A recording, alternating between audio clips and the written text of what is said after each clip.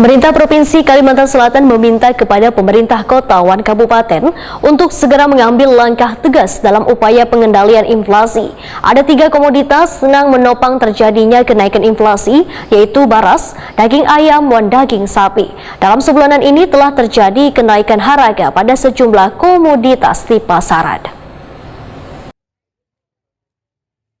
Pemerintah Provinsi Kalimantan Selatan meminta kepada pemerintah kota dan kabupaten untuk segera mengambil langkah tegas dalam upaya pengendalian inflasi. Ada 3 komoditas yang menopang terjadinya kenaikan inflasi, yaitu beras, daging ayam, dan daging sapi.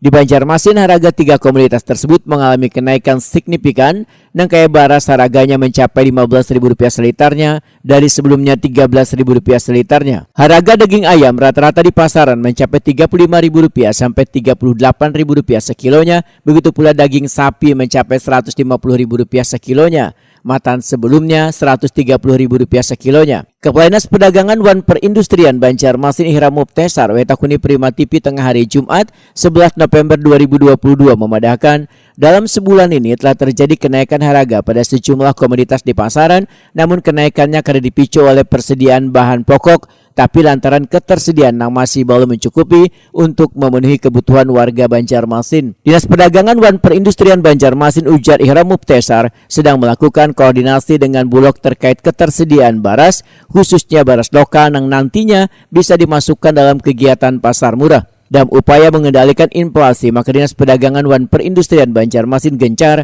melaksanakan pasar murah dengan menyediakan lebih dari 98.000 paket sembako yang sepaketnya disubsidi pemerintah sebesar Rp20.000. Kalau untuk harga memang ada mengalami kenaikan, tapi kalau untuk ketersediaan insya Allah masih mencukupi.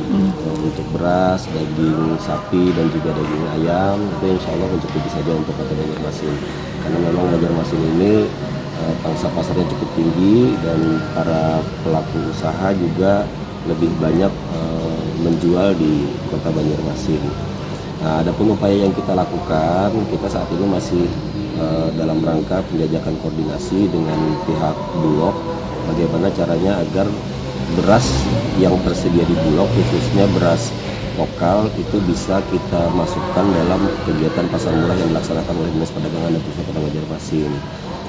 Kemarin surat sudah kita sampaikan ke Pak Sekda. Untuk hari ini saya belum cek apakah sudah ditandatangani, dan nanti insya Allah akan kita lakukan koordinasi lebih lanjut dengan pihak Bulog. Ihram Mubtesar menambahkan, bila pelaksanaan pasar murah ini menggunakan anggaran cukup besar melalui belanja tidak terduga sebesar Rp2,1 miliar, Ihram Mubtesar berharap persediaan puluhan ribu paket sembako ini bisa segera terrealisasi kepada warga Seribu Sungai ini.